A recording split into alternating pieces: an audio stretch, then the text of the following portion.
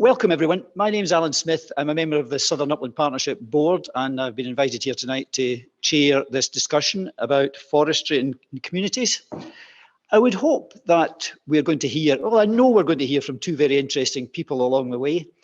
And once we've heard what they've got to say, I would like to stimulate some good conversations, some questions and answers, but also conversation. They are two totally different things. The proceedings tonight, as you can already see, are being filmed. So if anyone really doesn't want to appear, please let me know and they can sit somewhere off camera. And if that was the case, they could also put their questions via me as the chair rather than address the audience at home and here. Other than that, I think I would leave, online questions for you at home. If you can put them in the chat box on the Zoom facility and Frances will collect them and she'll put them on your behalf at the end, that would be helpful. Thank you very much. If you've got something to say or a question. So other than that, that's fine. I would just like to hand over to Donald, who will tell us much more about the project and why we're here tonight.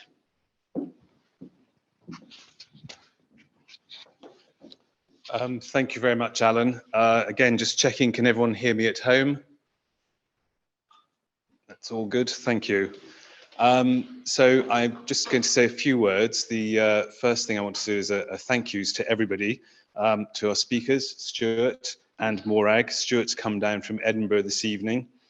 Morag's come over from the Glen Kens and beyond. Alan too, thank you very much, who's come over from the Glen Kens. And thank you to everybody here for coming and also to everybody at home. It is good to have an audience. Also a thank you to the residents and volunteers at Tweedsmuir who once again have very kindly welcomed us to their facilities here. This is the second event to take place as part of the series of Taller Hartfell conversations, which are being organised as part of the Southern Uplands Partnership Taller Hartfell Wildland Area project. If you're not familiar with the details of the project, please do take a look at it on the SUP, the Southern Uplands Partnership website. In August, we enjoyed an evening with Simon Brooks from Nature Scott and Emily Cropton from the Southern Uplands Partnership, in which we learned about how the wildland area concept came about, and also about the possibility of creating a UNESCO biosphere in the Scottish Borders. That talk was recorded and is now available on the SUP YouTube channel. If you haven't seen it already, do please take a look. We're at present organising a third talk, which will take place at some point in the new year, and that will be on the extremely topical subject of land use in southern Scotland. And we will be welcoming to that a panel of speakers drawn from different spheres and backgrounds. Details will be posted on the SUP website and Facebook page in due course. And may I just mention also that if there is a subject that you would like to see covered in these talks, then please do let me know. Back to this evening though, and the equally topical subject of communities and forestry. This event has come about because in the course of the many conversations that I've had with residents, landowners and other stakeholders across the wildland area, project area, forestry has come up time and again, possibly more than any other subject, with views being expressed from all sides of the discussion. It is or can be an emotive subject which resonates as much in hearts as it does in minds. And the implications of its many different facets impact on just about every aspect of local life, and indeed beyond our local area, international consideration too. In the course of my work, I was very happy to make contact with both of our speakers, and I was struck while talking to them by how very measured they both are in their thinking and approach. albeit from different sides of the table. Happily, it was also the case that they were both already in touch with each other, engaging in positive dialogue, and each of them open to the other's point of view. This, then, is the spirit in which this evening's event has been organised. And it is my hope, therefore, that you will find this evening's conversation not only interesting and informative, but also well-reasoned, balanced, and perhaps most importantly, friendly. I'll hand back to Alan now.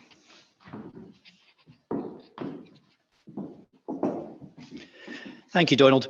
Our first speaker tonight, that we're very lucky to have, is Stuart Goodall, who's Chief Executive of Confor. Confor is one of those words that we use quite routinely and maybe not knowing just entirely what Confor is or does and why we need trees, but I'm sure Stuart's going to enlighten us in that regard. Stuart's based in Edinburgh, as Donald has already said, but Confor operates throughout the UK. Stuart has over 34 years' experience in the sector, 17 with the Forestry Commission or thereabouts. He's very experienced in all aspects of timber and forestry and has been involved briefing ministers and representing UK interests at European level. He's been with Confor right from the start and became CEO in 2007, I think it was, so been there man and boy. Stuart's advised the UK government on forestry policy, regulation and delivery structures, as well as the World Bank, and has provided consultancy services in China, Japan, Hungary and Latvia. So Scottish border should be no problem against that bio there. So with no further ado, I'd like to hand you over to Stuart, and I'm personally very interested to hear what you've got to say, Stuart. Thank you. Thank you very much, Alan. Thank you very much for the invitation to come and talk this evening and to discuss the very topical, as it's been explained, issue of communities and forestry. I'm trying to just give a perspective of what Confor is, what it is we seek to do working with the sector, and some thoughts about forestry and the need for new planting and how we're looking to do that in a way which will hopefully contribute and benefit to Scotland nationally and potentially locally as well. So make sure I turn this the right way. So what is Confor? I mean, basically, and this is just the bold facts, we're the trade body, the representative body for the forestry and wood processing sector. And we get involved in a number of activities to help and support the sector, growing markets for timber, creating a supportive policy environment. It's a highly regulated sector. Forestry is a very political issue, and also looking to support the economic development of the industry. And one of the things I always like to say about the sector is that if you go back 30, 40 years, there were very few people working in the sector. It's gone through massive growth in terms of people, contribution to the economy over the last 30 to 40 years. And that's quite simply because there's been a massive increase in the availability of wood, and it's the availability of wood that drives activity. But it also means that as a sector, it's still very immature in how it can innovate, how it can develop and be more successful. So that's a key issue for us, is how we do that and hopefully deliver more benefit. What is Confor itself? Well, one thing I try and communicate is we're a very small organization. We have less than 11 staff, and that 11 staff are providing services to members and representing the sector across all 4 countries of the UK. We have members from along the supply chains, we refer to it, from nurseries through people who own, manage, work in forests, move timber around, and through to sawmills and panel board mills. We've got very diverse membership. We have members including the Woodland Trust, the National Trust, organisations that own, plant, manage native woodland. We have businesses that use hardwood. But what differentiates us is that there are many powerful voices for the hardwood sector. So what we end up focusing on is that gap, which is the the softwood-based supply chain. And I like to think, but it's up to others to, to assess. We're a dedicated team of people who believe that our sector can make a significant contribution to big societal challenges, especially climate change. So why does Scotland need trees? Many reasons I would refer to, and I'll touch on those in the following slides. So green economy, climate change, places for people and wildlife, ever-increasing imports are a big issue as well. The reasons for tree planting determine the design of the new woodland that's being created, including the choice of tree species. And these reasons come from what the landowner wants to see from the woodland, its principal purposes. And then that's set within the context of the UK Forestry Standard.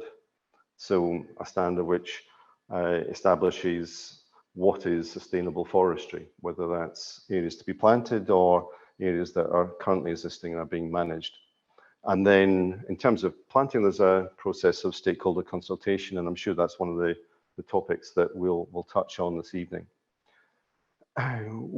For us, most of the planting has been, well, certainly that taking place in the private sector has been driven by grants over the last 30 years.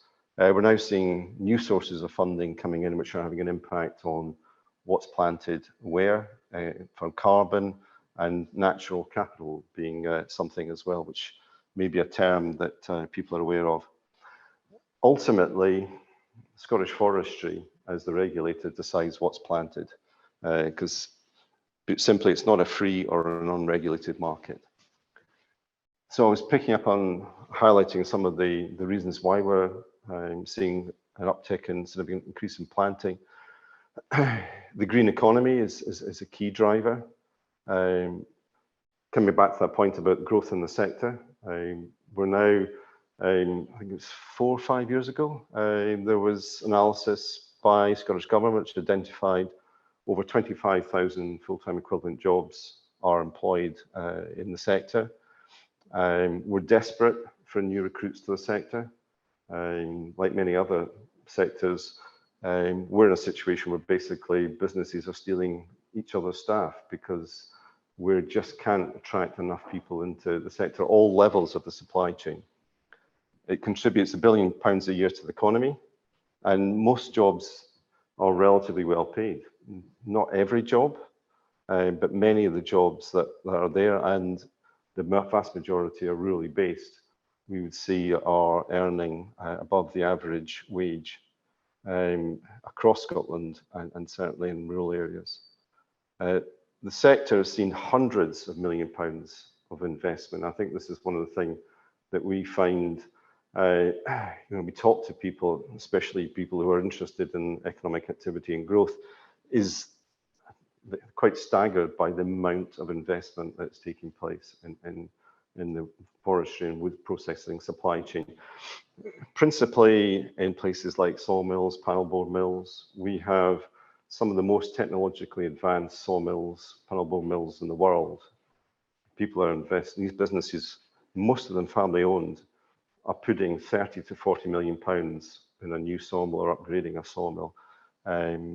Investment of 120 million pounds in a panelboard plant. These are enormous amounts of money which are being invested. And outside of the public sector, it's difficult to see what other sectors are putting that much investment into Scotland. And most of that activity, as I said, is in rural areas, and it's increasing. Just to put a bit of context here, Scotland produces around 6.5 to 7 million tonnes of softwood. Appreciate that what's a tonne or a million tonne of softwood doesn't mean a lot, but it's a theme which may come up. We produce 70,000 tonnes of hardwood, so about I think it's 0.1%. If my maths is correct, which could be wrong. It probably is wrong, actually. I think it's 1%.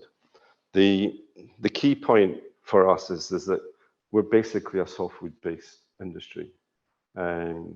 Personally, I would love to see a situation where we're a much bigger hardwood industry.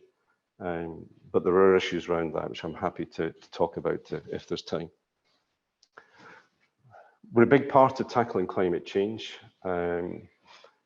Net zero is the term that's entered the lexicon over the last 5 to 6 years. I mean, basically, we've accepted that we're not going to achieve what we need to achieve in terms of tackling climate change just by reducing emissions. So we need to find ways to take those emissions we can't avoid, and they have to be emissions that can't be avoided, out of the atmosphere. And tree planting is the most obvious, proven, and very, very cheap method of doing that. And again, this is not me trying to say that broadleaves are bad or somehow not as good. This is quite simply to try and give us an insight as we see it to the decisions that happen. Why do we do the things that we do? Conifers sequester carbon in the early years more quickly. And given that we're aiming for a target of 2050 at the UK level for net zero, 2045 in Scotland, those are the trees that can make the biggest difference most quickly. And I know a lot of people question, why do we plant so much Sitka spruce? Well, there's a variety of reasons there, mainly market driven, but also reasons of establishment and suitability to sites. But in carbon terms, it does stonkingly good work if you're trying to lock up carbon, and that is an important fact. We do think it's important. I mean, I can't speak for everybody in the sector, but I can certainly speak for myself and the team that I work with in Comfor. We do take our global responsibilities seriously. You know, I've got 3 kids, you know, a niece, her daughter. What we leave to the, you know, to succeeding generations is incredibly important, and we do think climate change is incredibly important. But equally, we recognise that you know, the impacts of our consumption have impacts abroad, and I think there is a danger at times that we become very focused on the boundaries of our own country when we're talking about issues, especially to do with forestry. And there are some really stark figures there. So global demand for wood is forecast to increase between 200 and 400% by 2050 or 2060, depending on who you speak to, whether it's WWF or the World Bank or OECD. I don't think it really matters. The point is that growth in demand is really increasing. If you look at supply, we're expecting to see a report published at COP27, which will show that the supply of wood products globally is trailing well behind demand, and that we're going to have an increasing disparity. We did a quick calculation looking at the growth in consumption in the UK over the last 10 years. If you project the same rate forward to 2050, we'll be wanting to consume 78% more wood products. You could say, well, let's not consume wood products, in which case we won't hit net zero because we'll just be using more brick, more steel, more concrete, and putting more carbon into the atmosphere and not locking it up. So, you know, there are choices here that we have to face up to. And the worrying thing for us is that so the forestry agencies, the government departments, have completed a survey of the UK's forests, which they do every 5 years. This took 7 years, to forecast ahead the availability of wood, softwood. From the 2040s, we will have less wood available to us than we have now. In the decade we're trying to achieve net zero, lock up more carbon in wood products, we'll actually have less wood than we have now. And quite simply, unless a miracle solution appears, we're not going to achieve our net zero targets in Scotland or the UK without planting many more trees and producing more wood than we do now. We're just not going to achieve it. And if we then just pull in more wood from the rest of the world, we're just going to pile more pressure on global forests overseas, which are already under pressure. And the Scottish Government and the UK Government have signed up to taking action to protect global forests.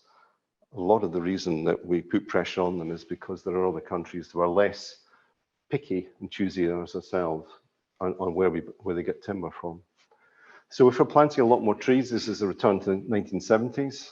I would say emphatically not. But of course, this is my presentation, this is my view, and you're very welcome to challenge me. I look back at the 1970s, single-purpose government policy. It was just about producing a resource of timber. We now have multi-purpose policy in Scotland and the rest of the UK. 1970s, you could plant an area of land with 100% of one or two species. We now have limitations and areas that are required to be managed for open ground for biodiversity. You'll have seen this locally in the past. Plant across burns up to roadsides, that's not allowed. There was no environmental impact assessment, that's now enshrined in legislation. No or minimal consultation. Consultation is required. Again, this is, I think, part of why we're here. How do we improve that process? Relatively few jobs were aligned to forestries in the 1970s. I don't have figures, but it would be low thousands at best across the whole of the UK. Massive increase since then. And what's really frustrating to me is these jobs seem to be invisible. There are people working in forestry all over rural Scotland. There's an awful lot of forestry activity happening in the south of Scotland. There will be thousands and thousands of people living in southern Scotland who work in forestry, but they don't make themselves known for some reason. 1970s, the foresters of the day took pride in productivity. How much more volume of trees can we get? How many more trees can we cram into this area? Genuinely, the foresters I speak to take pride in multi-purpose forestry and sustainability. There's always that question about, well, what is sustainability? What's multi-purpose forestry? But certainly they take pride in what they do. And community concern, this is why we're here. There are communities concerned about the pace and scale of planting and type of planting, i.e. where it's predominantly conifer is clearly something that comes back. As an organisation, we've produced guidance to help people in the sector on good stakeholder engagement, but we now recognise that that needs to be updated, improved upon. We also want to look at the process, and we also want to look at how one of the actions that we're doing, I'll just explain very quickly, is develop training for those leading on consultation so that they feel more comfortable and informed and more enabled to engage in that consultation process. It is responding to community concerns that we're doing this, but not just. It's also because speaking to people in the sector, people are involved in forestry projects are feeling very stressed. People in the sector are at times feeling intimidated. And I think that's part of the reason why people in forestry sometimes don't speak up. This is the kind of feedback I get, that people will not go to meetings, they will not stick their hand up and say, I'm in forestry, because when they have, or the people they have, they've not appreciated the response that they got, if I could put it that way. We're developing an information hub that people can visit, because these are the two things which are really important for me. Of course, we'll present information on what we're doing and why, and people, I'd ask people to engage with that, but people don't have to decide that they want to agree with it. You can read everything you say and still think we're terrible people and we shouldn't be allowed to do what we're doing. But I think it's important that there is a discussion based on information and awareness. And I think a lot of the things that I find when talking to people is there's a lot of misperceptions out there. There's information which is exchanged as fact, which is absolutely not fact. A common one, just as an example, why do we plant all these trees? Because they're just going to end up as paper. We use recycled paper.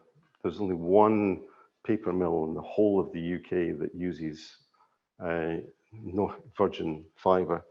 And I've got a slide later on, and I've left statistics, forestry statistics on the table at the back here, which is obviously relevant for those people here, not those people listening in. But these things are online, and it shows where the timber we're producing goes. It doesn't go to paper. And that's the kind of thing which makes it really difficult and makes it harder to then get into a constructive discussion because there are these misperceptions. So I'm really keen to be able to have future discussions on the basis of that sort of insight into the facts. We're developing training. We've gone through 4 stages. Identification of current practices and effectiveness, stage 1, program design, and we're now moving into what we call delivery model. I appreciate it's not the most plain English of language, but the idea is that by the end of March, we'll be in a position to be able to roll out training within the sector. And ideally, we'd like to take that and make that wider, you know, include the regulators, potentially others. Try to get through, because I think I'm taking too long. It's important to note when we're talking about, you know, benefits to communities, because sometimes those benefits can be, you know, what's the financial benefit that may come from a, you know, the example being set by wind farms. When somebody receives a grant for tree planting, that's a contribution to the cost of planting or establishing those forests. In the case of native broadleaf planting, there's probably no expected income at all, though carbon and natural capital, which I mentioned earlier, may bring some income in future. On a productive woodland, there is no big financial return to the owner of that land until 30 years plus. What's interesting for me recently is on the carbon side, is that carbon funding that's been made available, and there's a technical element around this which I won't go into, but the upshot is that the most productive woodlands are not eligible for carbon funding. But my own thought is that what needs to be done is to prove the financial case that carbon funding is required. And if there was some way in which there was, you know, potential community payment or something in there, that might be something that could be included in that, which would provide access to some funding. But that's a very specific technical point. Basically, I'm interested to know what would be seen as benefits to communities when it comes to, in particular, productive planting projects, such things as, you know, access routes, input to design of open space, and things like that. So I'm not the most humorous speaker, so I rely on visual aids and so try and leave you with a perspective of what we think in forestry.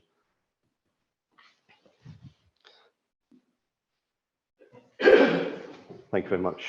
Stuart, we have a request on Zoom for a link to the stats that you quoted in the presentation. Is that going to be possible? I mean, I can send something on afterwards, but the other thing to do, if you just Google forestry statistics, you're almost certain to get to that page.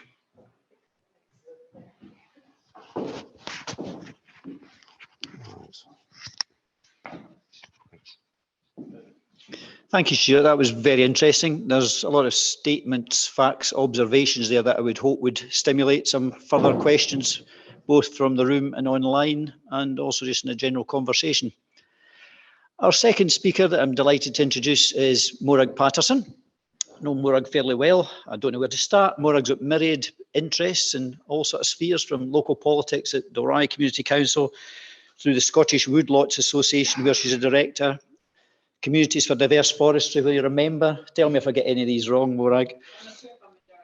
Peatland Connections, you're a member of the steering group. Peatland Connections is an interesting organisation that is under the banner of the Crichton Carbon Trust. She's also a member of the steering group for Glen and District Trust. I don't know if it's the most important or busiest now, but Morag is a partner in the business, which is sometimes known as Leeming Paterson and sometimes Leeming and Paterson. So I think there may be a wee fight over whether there's an ampersand involved there on that one or not. But anyhow, no matter what it's called, it's an award-winning professional landscape photographic partnership. Their images are widely published and exhibited around the world. So you're very well known in that sphere and lots of interests. And Morag and her husband Ted, who's here tonight, spend their time between the sunny climes of Carsfairn and Glen Cairns in the Dreich, northern Italy. So about half the year in each. There we are. Over to you, Morag. Look forward to hearing what you've got to say.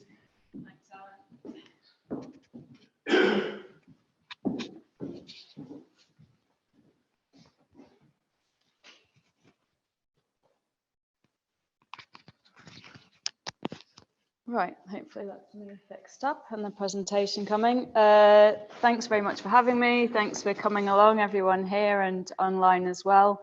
And thank you to Stuart for a really interesting and informative presentation there. And actually there's quite a bit of overlap, in fact, so I'll skim over any bits and give you a light overview so that we can move the discussion on to, you know, what you all here want to talk about and what the people online would like to talk about. I'll give you a little bit more background on kind of where this started for me, because obviously I'm not experienced in forestry, it's not my background, although I have been sort of planting trees in various local tree planting schemes since my early 20s. But we in the local community councils in the Glen Ken started to have a lot of forestry schemes coming through, and we were kind of really unequipped to deal with them, I would say. We didn't know what the policy drivers were, what we could do, how we could get involved. You know, we didn't know any of the basics really, so we had to learn all of that as we went along. And so while we were working on one of those schemes, you know, trying to negotiate a little bit on how it would end up being planted, we spent a lot of time trying to kind of educate ourselves, speaking to Scottish Forestry, the government, the industry, climate scientists, foresters, farmers and communities, to try and just get a really broad overview of what the situation was before we kind of decided what we wanted to do. So what we do at Communities for Diverse Forestry is campaign positively for more diversity in forestry and for more robust community participation. We're definitely not an anti-forestry group. You know, so I really want to kind of make that clear at the beginning. And I think that disappoints people on both sides, actually, of the equation. I quite often find myself in the middle, being popular with no one, basically. I need to remember to move my slides on. So I think, you know, everyone knows what the good things about forests are, the really obvious things we can enjoy: recreation, walking, wildlife, photography, more extreme sports. I'm down in the forest every single day with my dog or taking photographs. It's a facility that I'm very, very glad to have near my house. And I'm sure a lot of people will can relate to that. And backing up to the kind of, you know, the policy overview of where we're at with planting in net zero. I'm not going to go into any of the sort of technical statistics because Stuart has laid all of that out, you know, quite well, and we can go to that in the discussions later. But behind all of our moves to get towards net zero is the government's principle that we need this to be done in a way that addresses the just transition, which in simple terms to me kind of means that no one is left behind when we move through these big changes that we're all facing, really. And I think I wanted to include this slide because there's good, you know, evidence-based work that suggests it's very, very important to include local communities in these changes when they come, you know, that they're embedded in the process and the decisions that are made, and they're much more likely to have long-term, sustainable, successful outcomes if that is taken into account at the beginning. So that's just to sort of give you the overview. So all good so far, and you can imagine there's a but coming here. And, you know, Stuart's alluded to this as well, that, you know, on both sides of the coin, there are, you know, some issues both for communities and foresters in the dialogue that's going on around community consultation and just the general rapid land use change that we're seeing. And I think for me, it's possible that this is a project of incentives and grants running way ahead of putting these safeguards in place for communities. And, you know, so basically the industry is, you know, kind of gone ahead very successfully to meet their targets, but the kind of work wasn't done probably right at the beginning to work out how we do include communities in that. And so that's where we're coming to the point now where there's tensions on both sides about how this rapid expansion is happening. I wanted to show you the statistics, and I'm not sure if these are the same statistics where you mentioned earlier, Stuart, where you could find the link. This is the Scottish Forestry clearing statistics. And this, I wanted to show this just to show the geographic variations in the types of planting that are happening.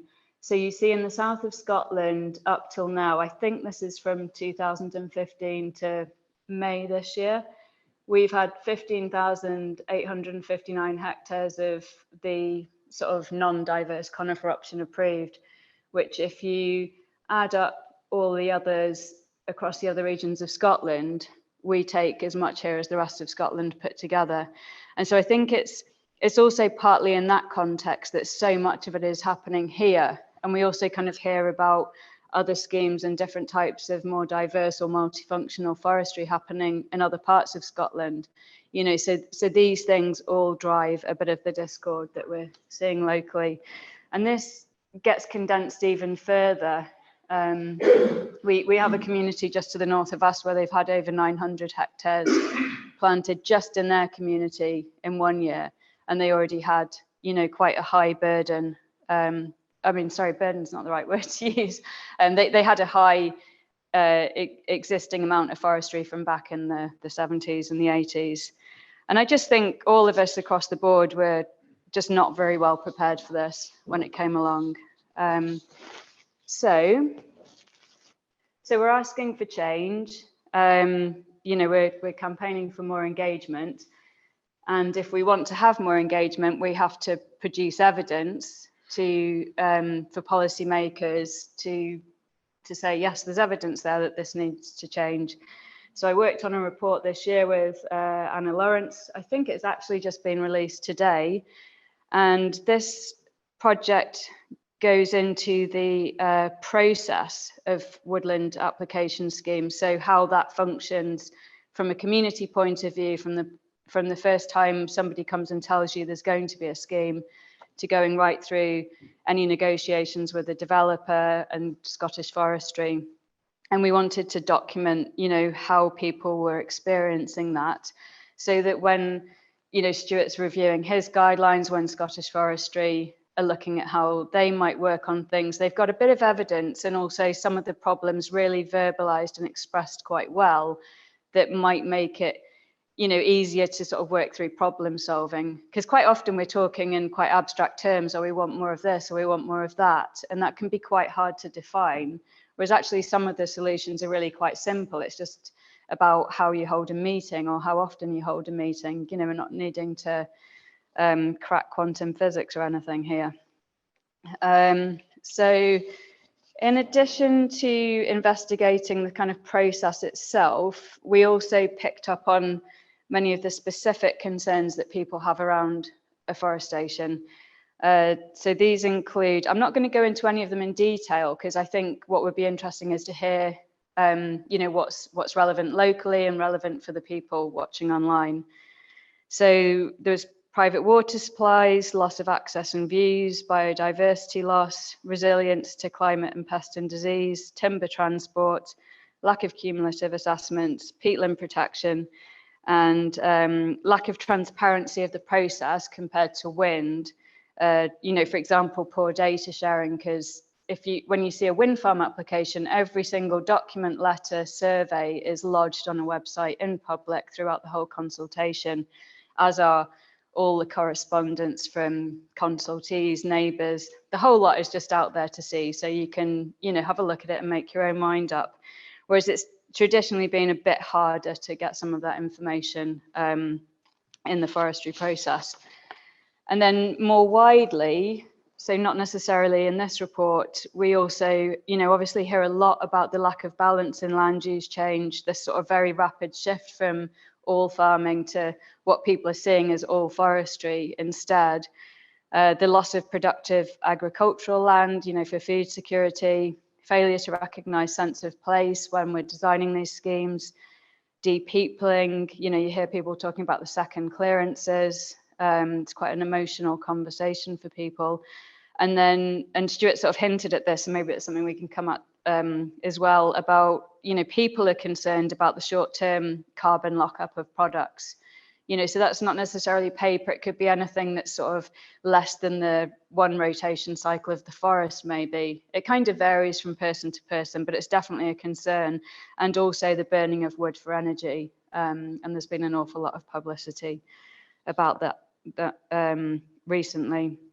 And I think it's worth noting that there are people from all viewpoints, and I think Donald hinted about this, and you mentioned about foresters not coming to the fore, but on both sort of sides of this debate, there's people that won't go on the record, even for an anonymous survey like this one, because, you know, there's just so much tension locally, tension between landowners and tenants, and people still want to get on with their neighbours, you know, so.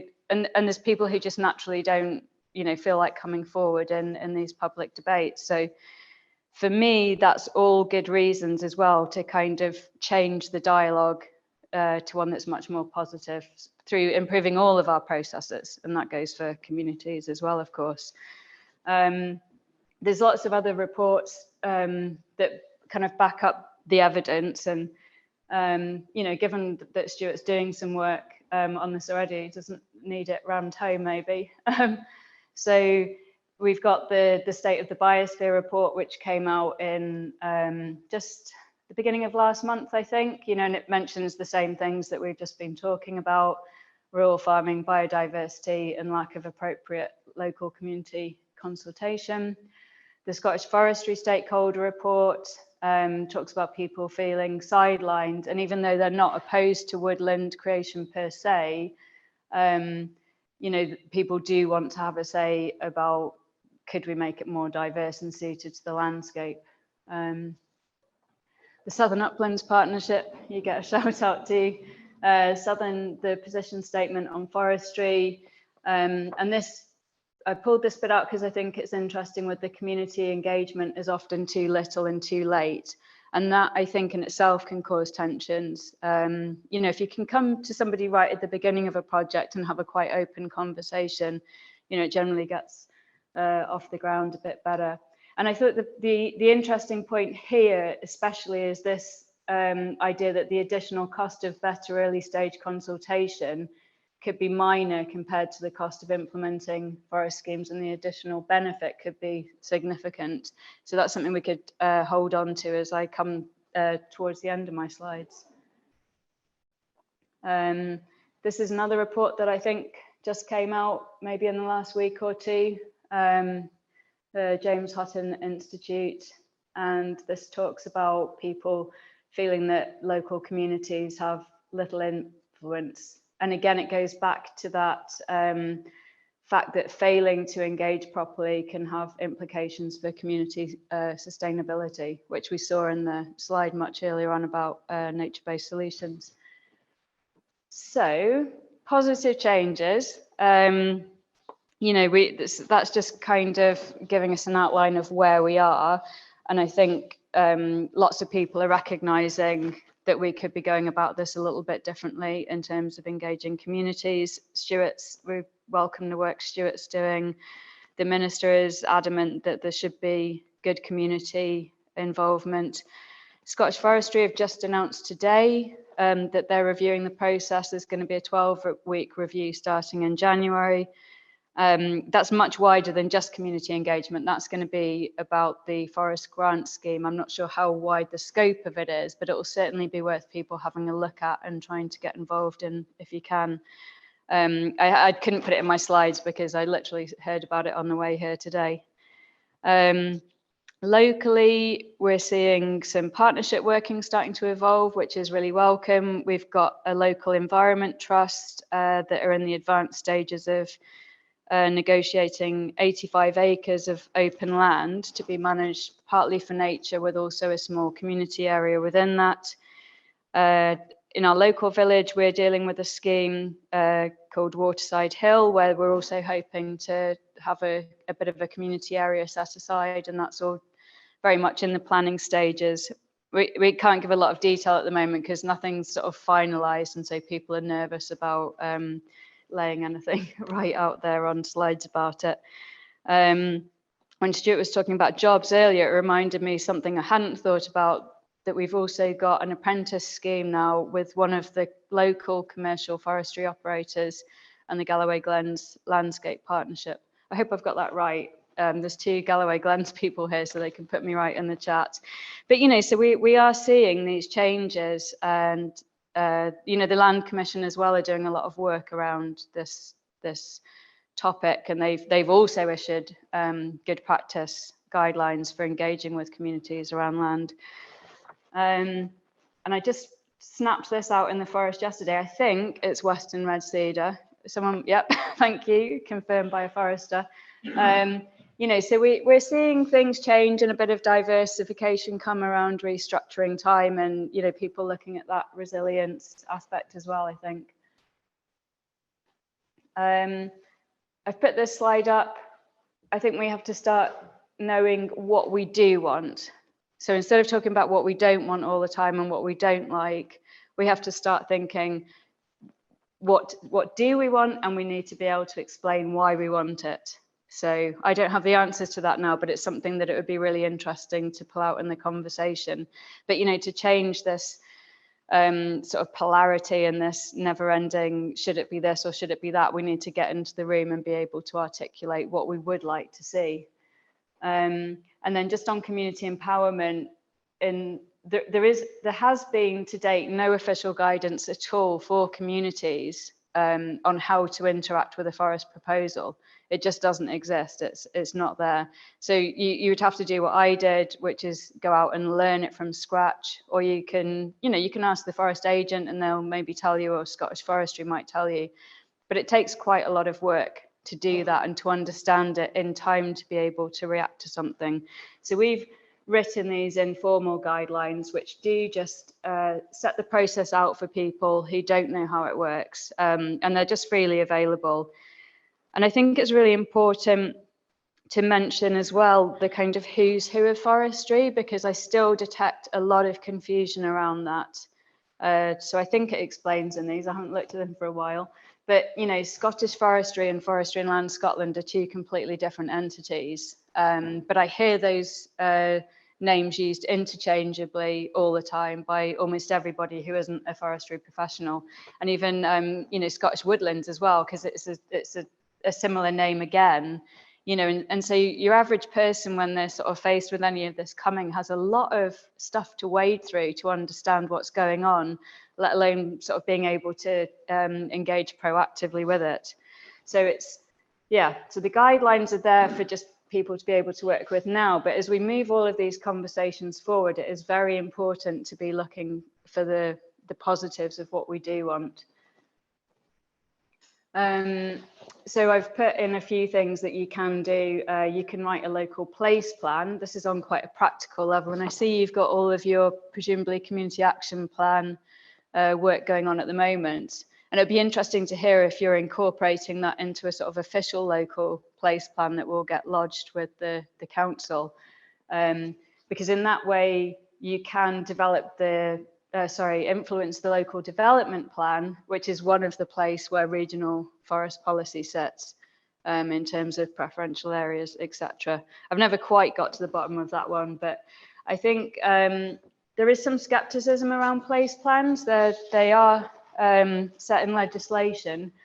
There's some skepticism about how much they'll actually be listened to, but I would argue that it's a worthwhile process anyway, you know, for your community to kind of have a good idea of what you want, map your area a little bit in terms of land use and planning and housing development, so that you can respond to opportunities and challenges much more quickly, because you've kind of gone through this overview and consulted on it with people. So some of the answers are there at the outset of any project, rather than having to go back to the drawing board every time. Get creative. This could have been a protest on a forest site. It's not, though. It's a celebration. Bog snorkeling might not be everybody's thing, But this was a celebration to say thank you to Scottish Forestry for changing the rules on ground preparation for peat, which happened about a year ago, I think, was it, that came in? Yeah. So, you know, there's all sorts of ways to, you know, it doesn't all have to be letter writing and form filling and consultation and teaching yourself things. There's lots of, you know, creative ways to have these conversations as well, which I think can also, you know, put people on potentially an easier footing to have difficult conversations sometimes, just to be out in the landscape walking, you know, or doing something that some people would probably consider ridiculous. With one of the projects local to us, we wanted to mobilize the community and run a very positive campaign that said why we would want the planting scheme to be different to the one that was suggested. Initially, it was going to be a spruce plantation on a hill right sort of on top of the village, a really iconic hill that everybody uses all the time.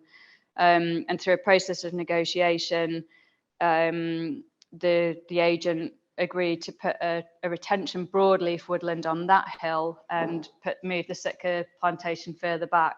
So I think they got twice as much forest in the end.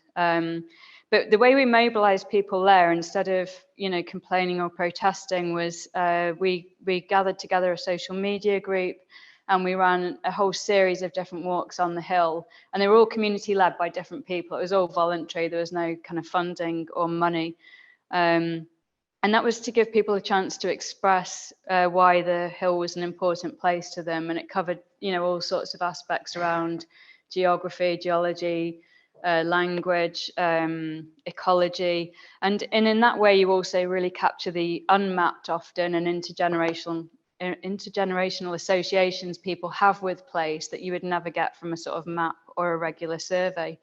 You know, so there's all sorts of ways of kind of changing the way dialogue happens. How am I doing for time? Am I overrunning yet? No? A couple more slides, okay. And then going back to the more formal written aspects, the UKFS is currently up for consultation and the second draft is out, I think, in the public domain.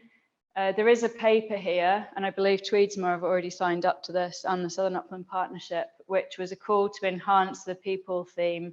And this was put together by a whole group of stakeholders and individuals across Scotland from a series of workshops and conversations. And this is about asking them just to make the people theme more robust. Because the UKFS has really great stuff written in it about people and why forests are important for people and how and why they should be able to enjoy them and how to consult people to an extent, but then it doesn't actually mandate you do that. It kind of suggests it through words like aim and consider. So we're asking for those words to be changed along with some, you know, some other tweaks. So you can get involved with that. I know there's a school of thought that says the public shouldn't be interacting with this document because it's a technical document for foresters. But as a member of the community, whenever I'm engaging with a scheme, they say, here's the UK forest standard and it complies with that, so we're all good here. And so I think if it's held up as a standard that we're reassured has our interests at heart, then we need to be able to interact with it. And then the Royal Society of Edinburgh has launched an inquiry into the benefits of public support for tree planting and forestry through planting grants, tax allowances and carbon payments, with a deadline of the 5th of December. I imagine it's one where you can fill in as few or as many questions as you like. So I would encourage you to get involved with those sorts of things. And if you can do it as a community, great. Or if organisations like the Southern Upland Partnership or the Biosphere might be, you know, interested in pulling together a kind of group response that other people can take parts of and adapt for their own local communities, that would be a great idea. So what I'll do is, if I'm nearly out of time, this is the kind of food for thought section where I think people could start imagining how some alternative ways of integrating commercial forestry into their communities could work. So this isn't saying have a community woodland, this is saying how do we get the commercial schemes to have a more integrated presence. And I took quite a lot of these ideas from the Woodland Nation, which is a paper written for Andy Whiteman, and it's an ideas document that just kind of throws all these things out there for people to consider and think about. You know, so we've got very obvious things, you know, tourism, and I know there's a debate on either side of that coin, recreation, importantly, timber processors, seeing if we can get smaller scale local sawmills to be able to get that wood into the kind of local area for use. And that could be for building, furniture makers, arts and crafts. We could have coppicing, we could have woodlots, which Alan already mentioned in the intro. Scottish Forestry have just given Scottish Woodlots Association funding for a development officer. You know, so we're going to see those woodlot leases coming out very soon. And for anyone that doesn't know what that is, it's a model where any forest owner can lease parts of their forest out to individuals or community groups. And it's negotiated directly between the two people for whatever size of forest they want and for however long they want. So that's quite an innovative way of integrating. And we've got, you know, firewood suppliers, charcoal makers. But I mean, this list is a lot longer than this one. This is just to sort of throw a few ideas out there. And obviously woodland crofts and huts are a good idea to think about too. I think that's my, oh yeah, I just put the list of resources, but obviously you can have them to take away. No one's going to be writing them down now. My thank yous dropped off the bottom. And what I wanted to say on the very last point was, when you're thinking about those different ideas of how you know, forestry could become more part of community life, I think it's really worth thinking about it on a sort of hyper-local basis. So you look at your community action plan and say, what are our aspirations there? And then start thinking of some of those ways that, you know, you might find an overlap or an opportunity for some sort of partnership working with any other landscape schemes that are coming your way, basically. So I think that's me rattled to the end. Thank you very much for listening.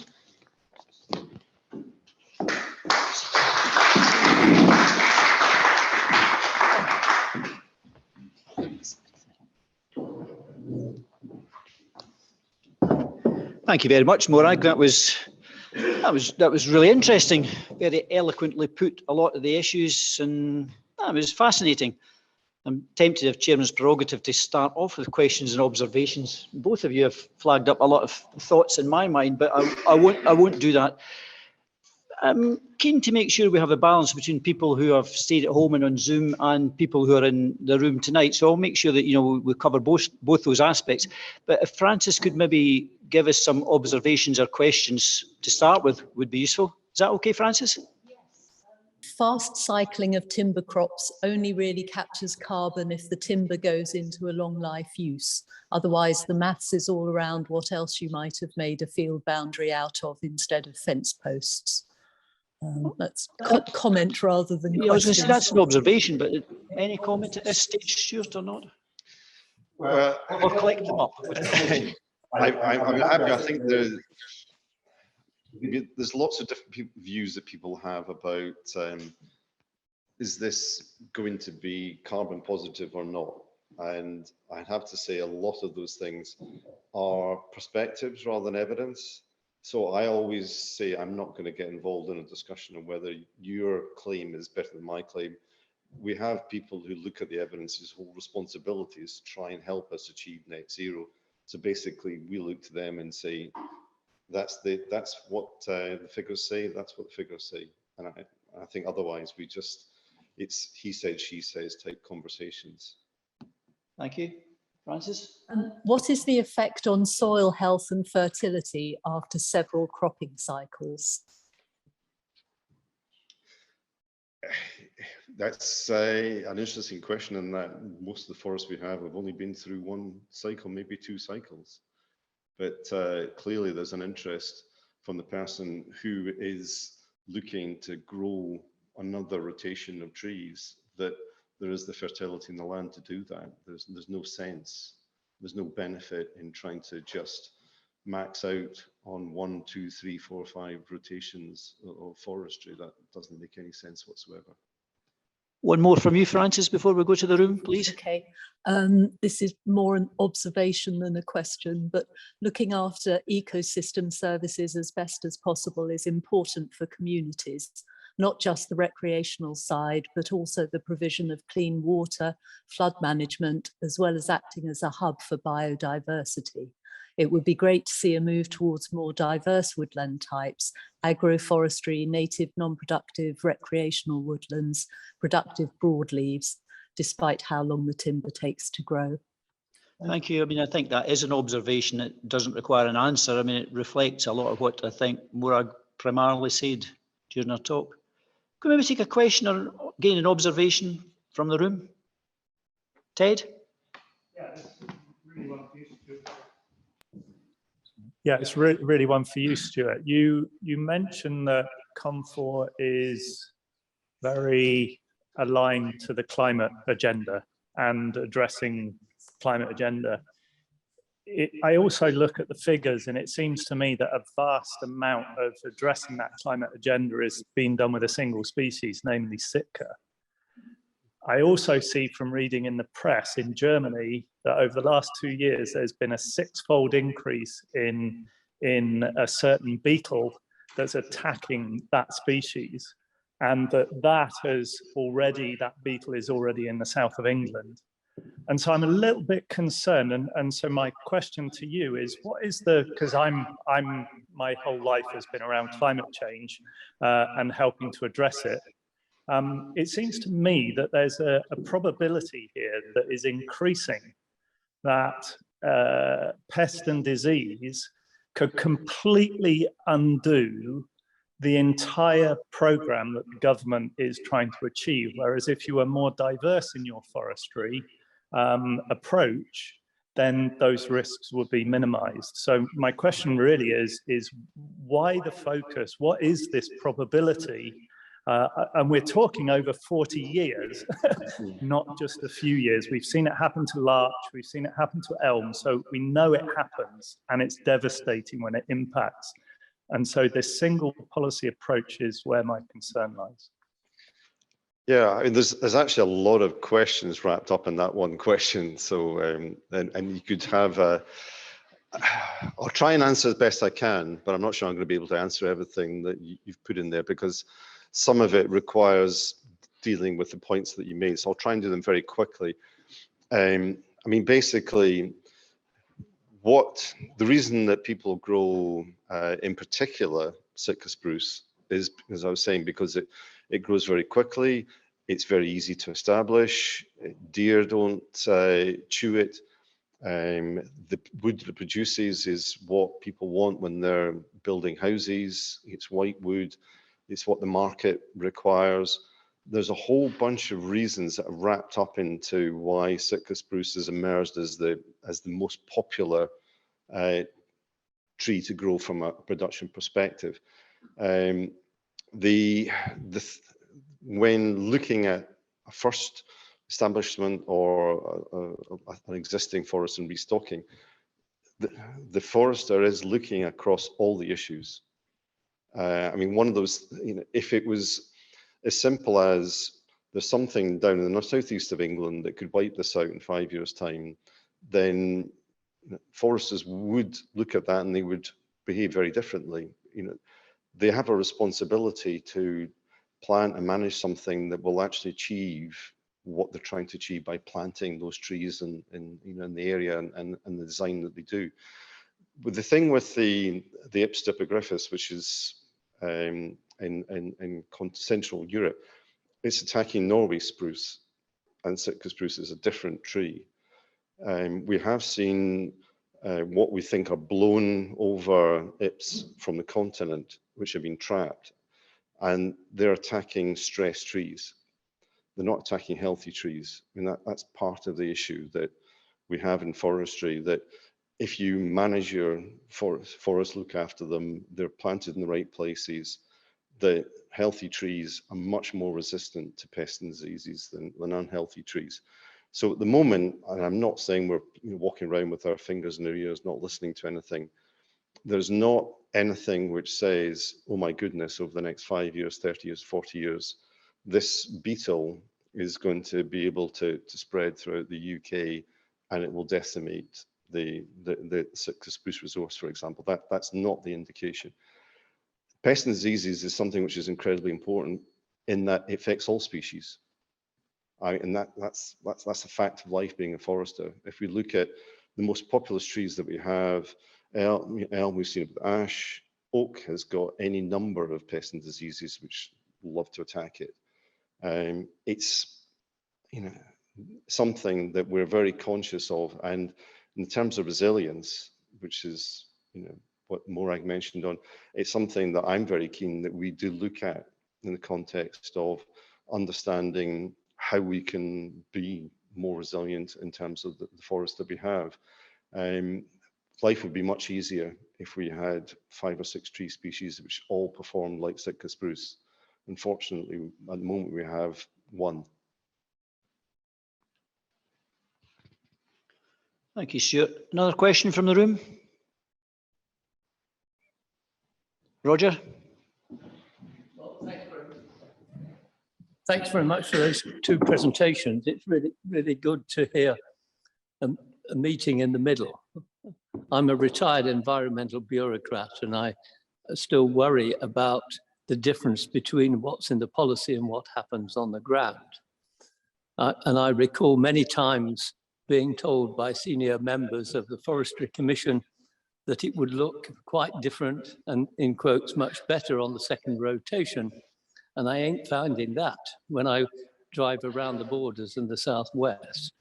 And in the context, therefore, of this evening's discussion, I'm not actually convinced that it's the consultation that's the real issue. I'm convinced that just a single group of people are designing and planting the forests to old style, single species, usually Sitka, because that's what the statistics say, and they're not accessible to people at all. And why can't we move to not necessarily community-owned forests, but at least private forests and state forests, which are designed not just with timber production in mind, but with people and with nature in mind, so that we have a more communal approach to the design and the planting and the management. And we skew also the forestry grant scheme away from afforestation towards maintenance. Once that's done, I'd like your views on that approach, that both of you. Thank you. You go first. I'm just feeling guilty that I'm doing all the talking. Again, there's a number of issues that you've wrapped up in that, and I think there's, on a very simple level, what's happening in the second rotation is just the same as the first. Isn't what's happening? As I'm saying, I'm older than I look. Hopefully, I always try and pretend I'm younger than I am. But I've been used to driving around roads where there has been trees, lines of trees growing right up against the roadside, and those are being felled and taken back. You do see that streams, burns have been overplanted, and those are pulling back. I'm lucky enough that I managed to renovate a rundown property beside a big, productive, principally Sitka spruce forest. It's still a big, productive forest. There's paths, the roads are, the access roads for timber are paths. People walk on them. There's signposts. There's access. I cycle on them. There's lots of use in there. That wasn't there in the first rotation of the forest. So there's demonstrably change happening. I think where I find what you're pointing out really interesting is in that it's starting to be site specific much more about these things. It shouldn't be a case of, well, every forest needs to look the same, whether it's beside a community or it's way in the back of beyond where there's very little access and very little interest for access. And I think that's the kind of thing that we've got the scope to do more on. And I think that starts to fit into the debate about consultation and an engagement as well, because at the moment, what as a sector, there's imperatives which are driving what's happening. You know, to get trees into the ground, to meet planting targets, we can see that we're going to have less timber available, and that makes people act urgently to make certain things happen. What I see is that we've got a government in Scotland which is committing to raising planting up to 18,000 hectares a year. If we start achieving that, it gives us more space to breathe, to put it, you know, hopefully in one way. It takes away that urgency of we've got to cram everything to here, we've got to protect everything over here, into what are our objectives, what are we trying to achieve? And you can then start to be much more flexible. And from my point of view, you know, we have members who are working and deliver native woodland planting, all the rest of it. As I said, I end up banging on about production and softwood because nobody else in the private sector is banging on about it. There's plenty of people banging on about the need for diversity and hardwoods, and that's great. What I want us to do is to breathe, look at what we can try to achieve and focus on outcomes, and rather than getting caught up in how do we take something which has been an accelerated program of planting, which has seen certain type of planting, let's suddenly flip it into something entirely different. And then we get the seesaw effect. I think what I'd rather do is that we have that kind of debate where we can, as I said, focus on objectives. Oh, thank you. I probably have to just pull you up on the back of beyond idea, because every back of beyond is probably someone's back garden, and even we all go and enjoy places out in the middle of nowhere. But I'm not going to make a big deal out of that. I mean, I don't have any kind of technical answers to what you're asking, Roger, because that's not my field of expertise. But picking up on the idea, I agree with the pendulum swing from one to the other would be ridiculous, but what would be really good to see is more balanced, really multifunctional, multi-species commercial forest, that kind of work across a range of objectives. And I mean, I don't know this technically, so this is a question which any of you can answer, is do Forestry and Land Scotland now, do they have a wider range of objectives? Because when they're restructuring, we are seeing more diversification and more coming away from the peatlands, and diversification within the conifer folds as well. We saw the Western Red Cedar there, that's on a replant near us. Is it a case that they've got very different objectives now to the, I know there's still a commercial, forest concern. Is there any room for the private commercial to move towards something that has more that model, and then see this happen across Scotland in a much more kind of balanced way, rather than saying let's just ding that all here and do all the nice stuff up there? Because at the end of the day, we can't parcel biodiversity off. We can parcel carbon off to an extent because it's a kind of global thing, but it doesn't work like that for biodiversity, does it? Sorry. So you have the talking stick. Yeah. I mean, there's a couple of things there I would look at. I mean, when I say back and beyond, yes, as we said, I live in Edinburgh, but please don't come across like I'm a townie that doesn't understand anything about the countryside. I'm not an expert, but there are parts of Estill I've been to when people never go, and it's interesting, talking to farmers about where areas could be planted. They will point to areas to say, well, these are inaccessible, nobody goes there.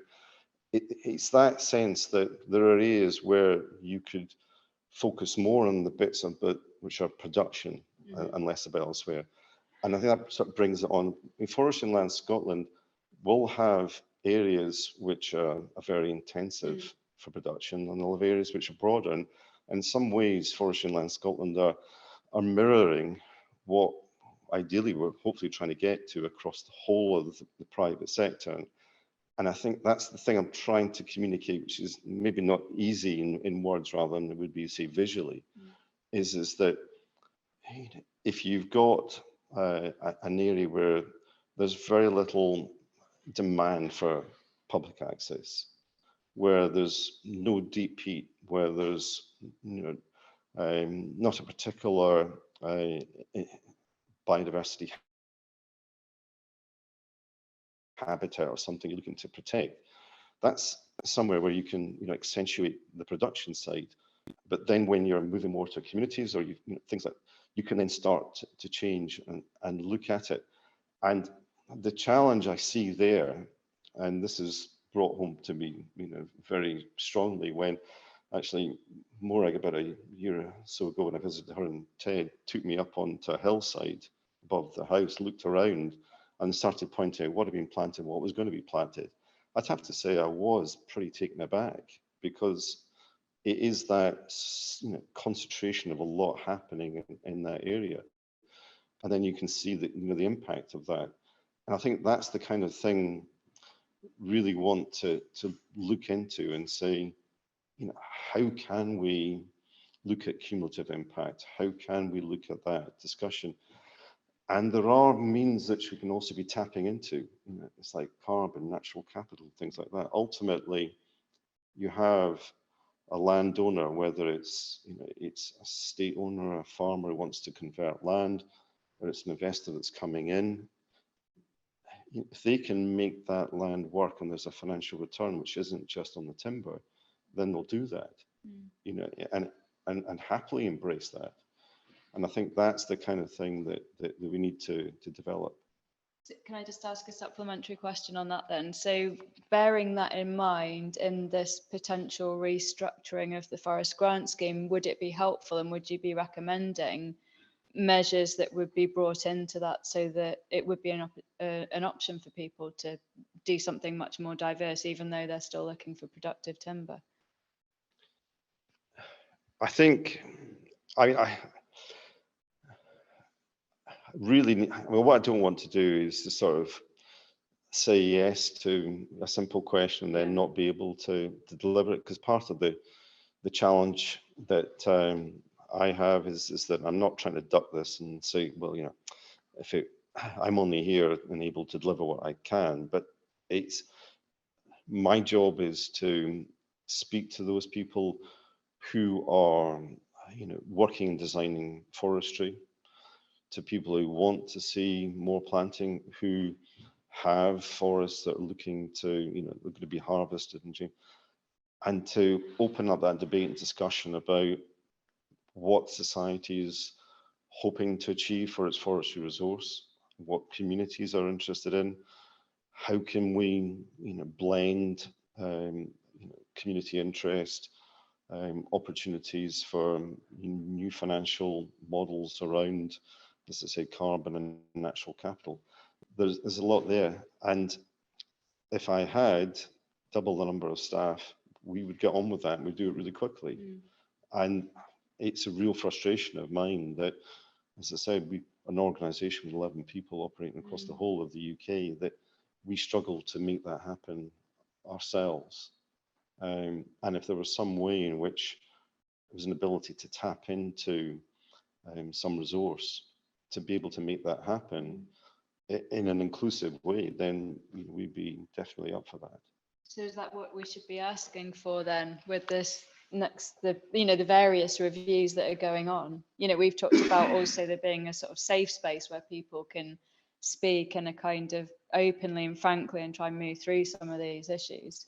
Is that could be something we're all feeding back into these upcoming review processes?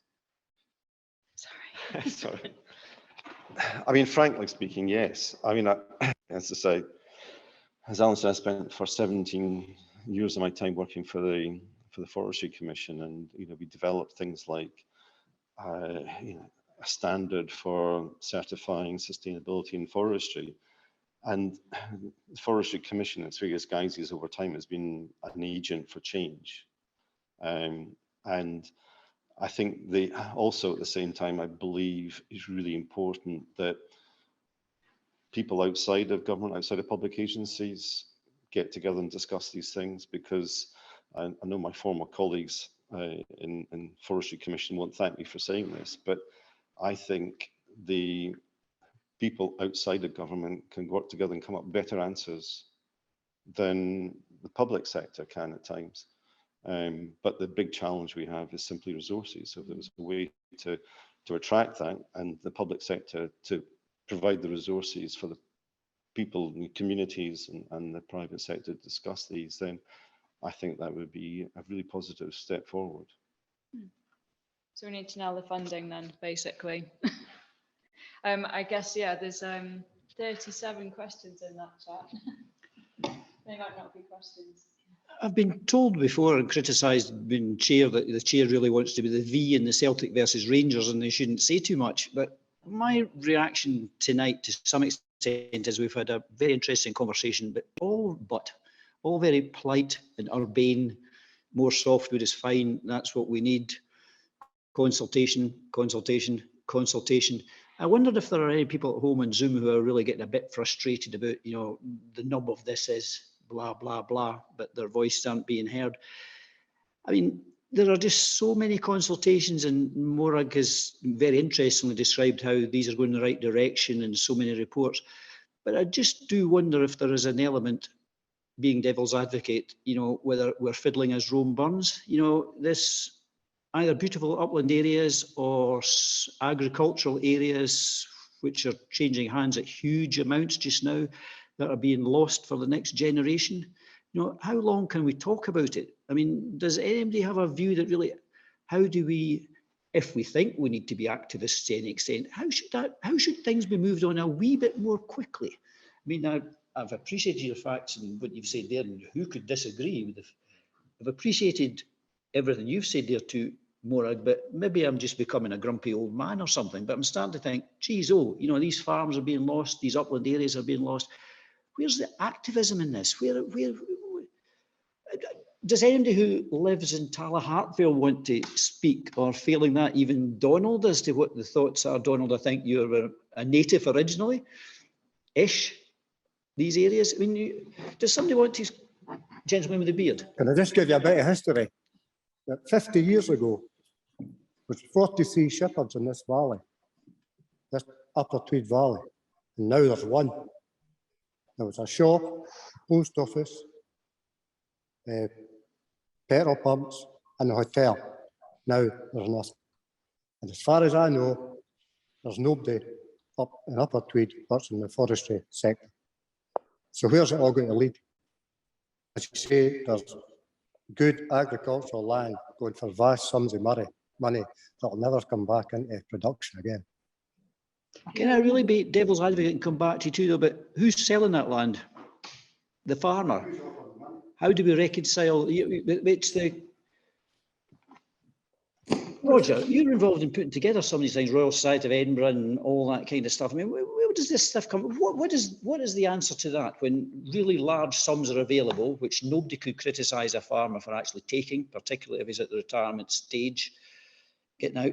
But how does that become reconciled with the rest of the public who either want to enjoy that land or see it unchanged? You're trying to provoke me, I will do. Some people would say that the rot started 100 years ago with the experiments of non-native species around Loch Ossian, when they proved that peat was a waste of time and it got in the way of planting trees. And this is all documented. And that Sitka spruce was the best tree to go for. And we've gone for that ever since.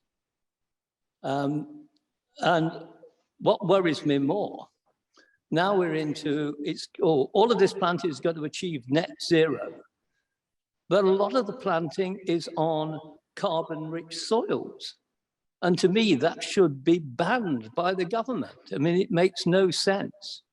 And particularly to grant aid, schemes which I've seen in the Pentlands, in the Glenkens of Galloway, and in other parts of the country, where they are breaking up a fully vegetated area, turning over the soil, releasing the nutrients, sediment going into the rivers. There's plenty of evidence from the Galloway Fisheries Trust, for instance, for that. You know, and it's all right to be saying, but we need the softwood timber. And I hear about all of these standards, but there is no enforcement on the ground. I can take you to sites, if you don't believe me, which have been grant aided. And when you challenge the farmers, they say, well, I've got the money.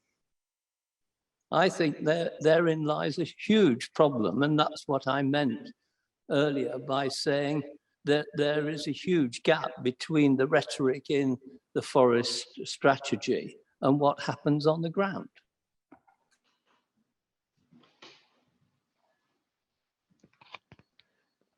I mean, my position is very clear. I think if you've got legislation, you've got guidance, and something's not abiding by it, then report it. I'm not going to stand up here and defend somebody if you claim they're doing something they shouldn't be doing. Why would I? So, you know, we have SEPA, we have Scottish Forestry. I think I mean, I've got a huge amount of sympathy, you know, the point that was made earlier about the impact of, you know, swathes of forestry planting in the 1960s and 70s, and then you can see the impacts of that.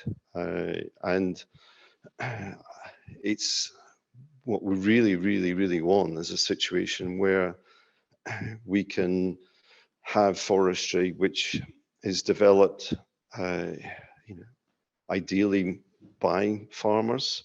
You know, I'm a huge, huge advocate for farmers who've got land that could be planted, you know, taking that opportunity.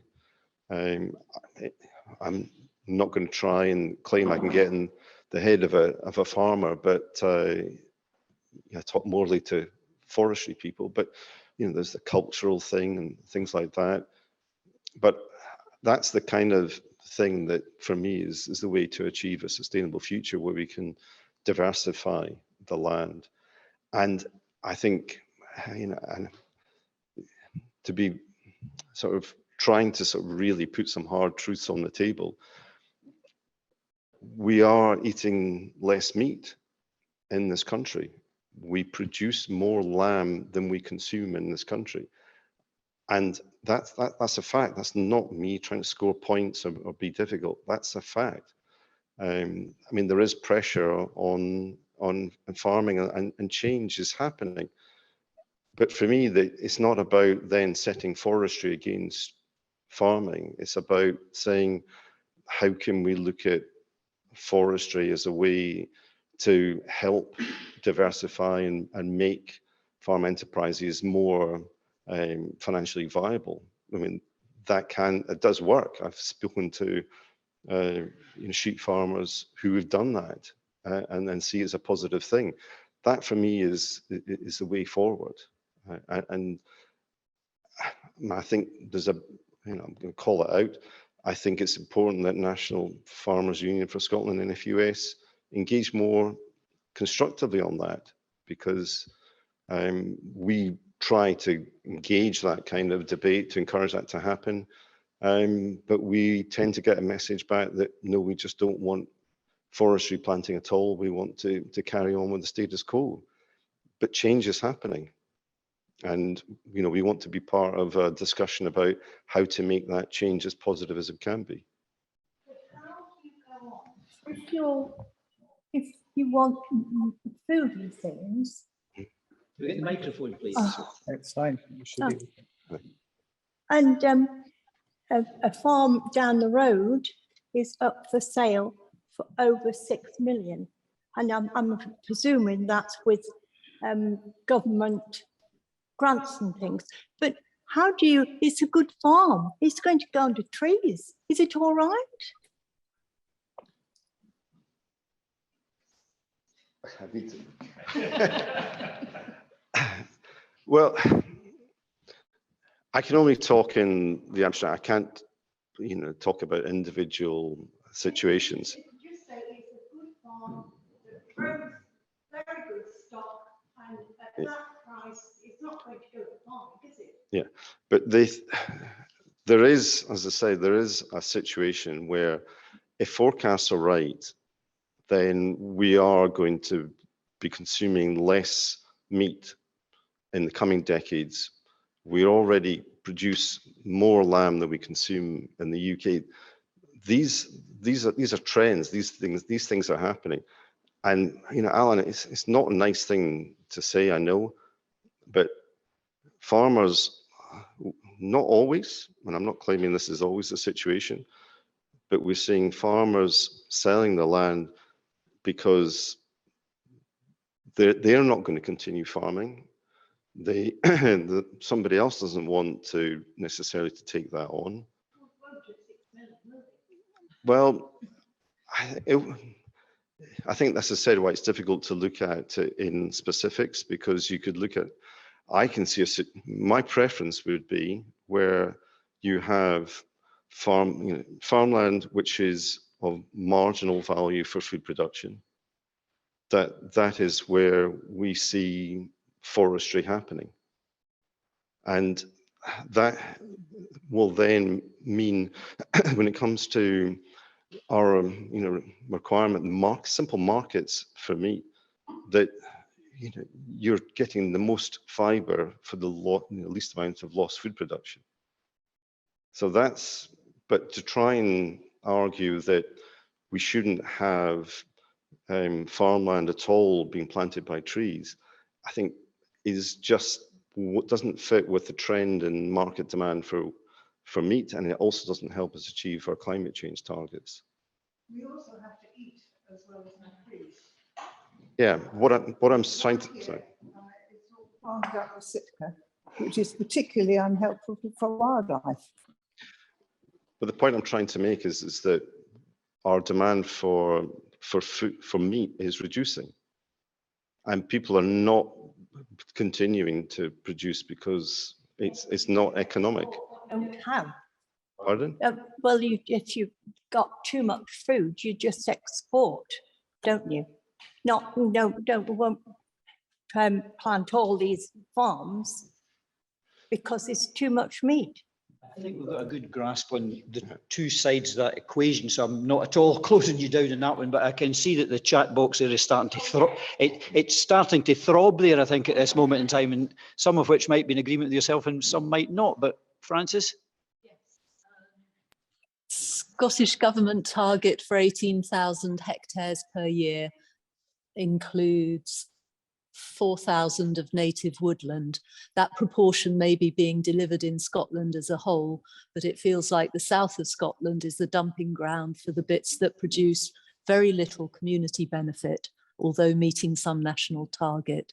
It feels very different if you're a community in the Cairngorms or the Trossachs. Perhaps the Scottish forestry standard should be for a minimum of 22% native in all forest plans. We need more trees and more timber products, but we need to improve the standard if every scheme isn't to be a battle. Thank you. Can we treat that as an observation just now, because I don't want to wear out your larynx entirely.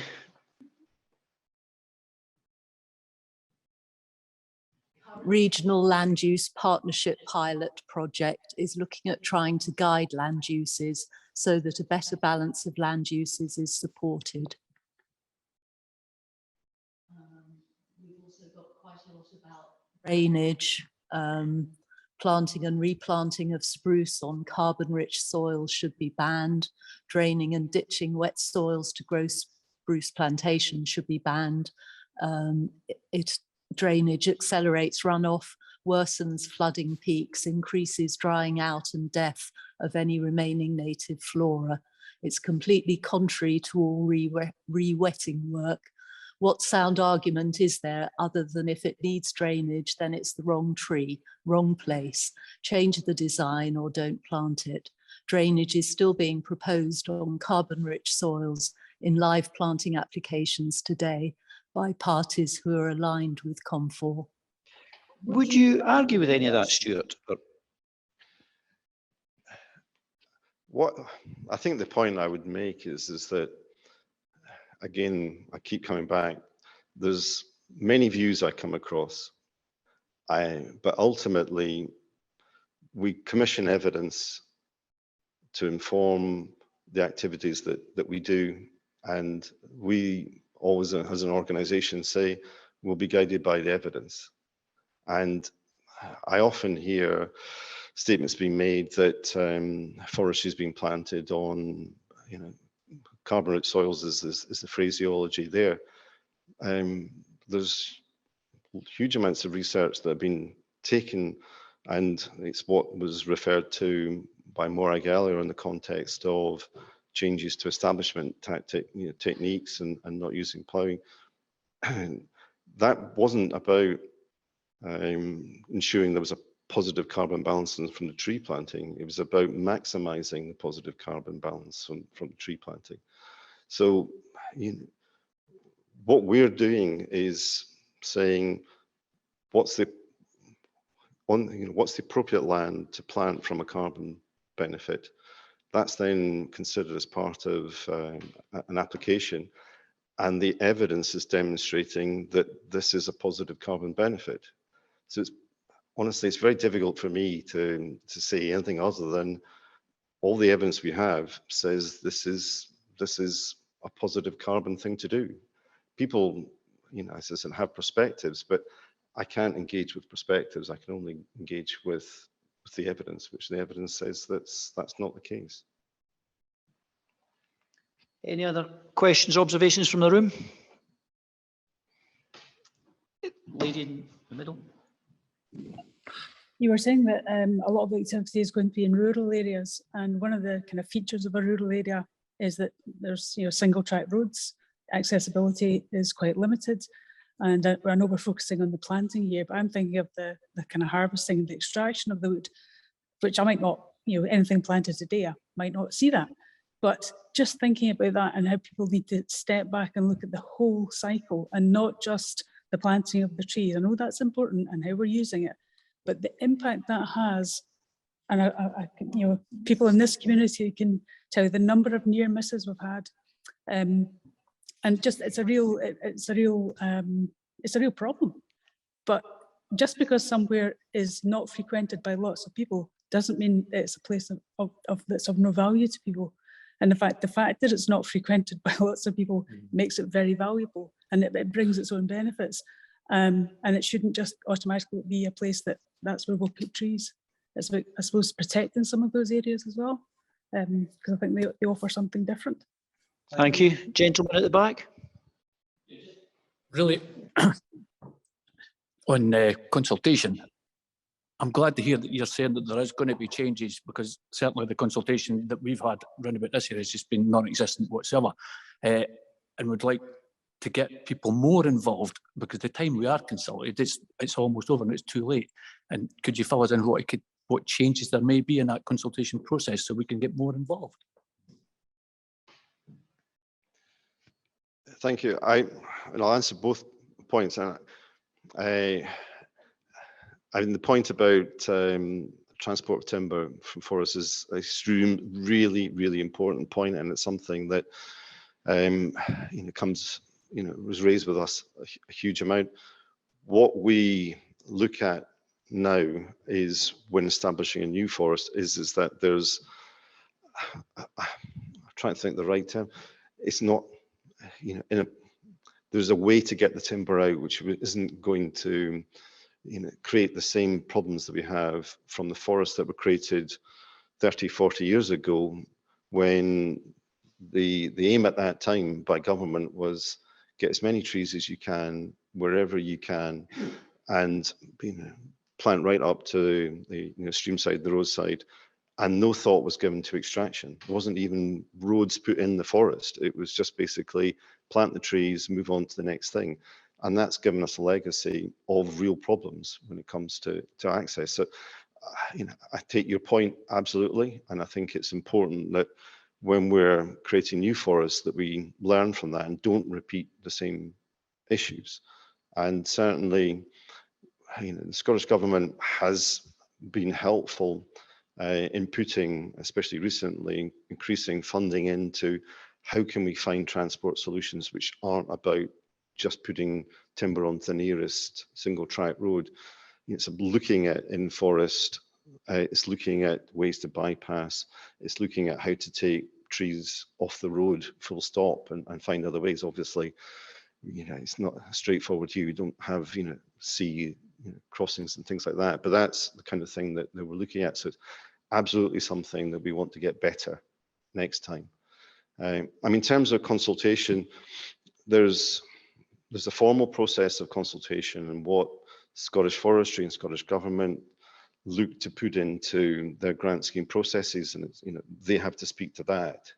I mean, what I'm really looking for is how can we not just be, focusing on what's the physical requirement set out in a grant scheme before you can get your money, and actually how can we have dialogue? How can we find ways where we can, how do we communicate? What's the best ways of communicating? I mean, my own belief, it comes back to that point about, is it up to Scottish Forestry to sort this, or is it something that people can sit around a table and talk about?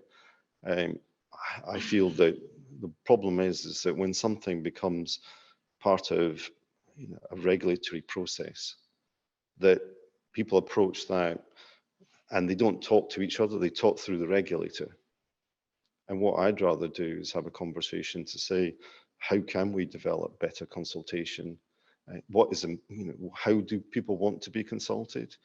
How can people within the forestry sector, how can we support and give them the confidence and the skill set to consult? Putting it very simplistically, and I will stop wittering on, is that I speak to a lot of foresters who wanted to become foresters because they wanted to spend time in forests, not because they wanted to spend time talking to people and negotiating. That's not their skill set, it's not their background. And then we're asking these people then to stand up in front of a group of people, not all of whom are welcoming. Some can be very respectful, they can be very hostile, and it's a very stressful and difficult situation. So if we can give them training and support, if we can create the opportunities for discussion and consultation, which is respectful, where people feel open up and communicate, then I think that's the kind of thing that we want to aim for. So that's coming along tonight, and the kind of conversations we have, for me, that's about trying to understand that, to see what we can take away so that we can hopefully then develop that kind of better consultation. Yeah, I come back on that. Sorry, just as well. Sorry, I'm going to snatch that thing now. I was going to ask you any comments on that. Thank you. So there's a couple of things. I would argue that we should have it in regulatory principles as well, and but that wouldn't stop exactly what you're saying happen as well. I just think we need those safeguards, because what we see at the moment with all these sort of aims and considers and have a think about this is it's open to interpretation. And that leads to tensions, I think, for foresters, communities and landowners, because we see very, very variable levels of engagement. And I must say we're seeing some improved engagement now, so that's a really good thing. But there's still people who don't really engage much at all. So I'd like to see both of those things happen, which probably doesn't surprise you. But to go back to your question, I'm not a big believer in waiting for an invite to the party when it comes to how we can try and change things, because we see with all of these mechanisms and another consultation, another year, another framework, the whole place is planted by the time those things happen. So for me, what I would just recommend on a really practical level is, first of all, get in touch with the South of Scotland Conservancy, ask to speak to Doug Howison or one of the woodland officers there, go with maybe a group from your community online or whatever, and say, look, this is kind of where we're at the moment, and we'd like to be informed of everything that's coming through here. And please, at the pre-scoping, pre-assessment stage, when someone first notifies you that they're looking at a piece of land for a development, please put us in touch with that agent, whoever they are, and then go as soon as you can, get in touch with that agent and try and arrange a really informal, friendly meeting. We found, and I think that would be less intimidating as well for the agents than having to walk in and set up a sort of public consultation thing with something they've already designed. We recommend trying to get a site meeting, go to the site with the people. You can then tell them, you can identify the things that are important there, whether they're practical things like water supplies or more sort of cultural, spiritual, recreational associations people have with that place. You've also got expert knowledge in terms of people who know about the ecology of that area, people who know about particular species that are important. And so if you can make sure you're in those conversations very early, then you'll be a long way, hopefully, to sort of having a better consultation, notwithstanding any changes that anybody else makes. Hopefully that's helpful. Thank you. Another observation question? No, it's really coming back just to take up this farming point. Now, with the amounts that are on offer, Stuart, I can't blame the farmers for selling up. There's so much money involved. You cannot blame them. You're here representing the industry and you're saying you want more diversification and a greater discussion. But best will in the world, that simply isn't happening. Your members are going in and just offering huge sums and then putting in in this part of Scotland, just putting in huge monoculture. You're saying it's 75% and it's down from 100% and they're not quite as near the roads or the streams. Again, best will in the world, that wasn't a very good starting point to say we're doing better than we were. That doesn't mean to say it's good. And so to really just come back to the point, your members, that you're saying you want to see more diversification, but your members just aren't doing that. They're just carrying on with they're meeting basic government framework, and that's the maximum that they're willing to do. They're not making any real efforts to address the wider resilience issues of society and what will be clearances in communities such as ours potentially over the next 5 years after all the consultations have finished. You've got a thick skin. Sorry. No, well, I mean, I'm sorry you feel that way, but to push back, I don't accept that, because I speak to people who in the sector. I don't inspect every planting scheme that takes place. You know, that's not my role, and I don't have that capacity. But I've seen many really positive planting schemes which aren't how can we max out on a single species. In fact, I think I've seen one scheme that's been planted in recent years which has come to close to the maximum amount of single species that can be planted. And I have seen many schemes which have real diversity in them. So I honestly, I don't accept that. And I also think I don't accept the point that 75%, even if that is the maximum situation, is not a good thing. I think it's difficult to find another sector that would say we're prepared to give up 25% of what we do. There's an opportunity cost associated with that. We're saying, fine, it's not a problem, and we'll manage areas for biodiversity. We'll keep open ground. Those are, and then looking, and as I said, it's very rarely 75%. There's lots of areas which I've seen where there've been areas set aside for protecting particular species, for providing access. I have seen an awful lot of those schemes, and I don't believe I'm only going to see the good schemes, and that somehow behind the scenes there are a vast majority of bad schemes happening.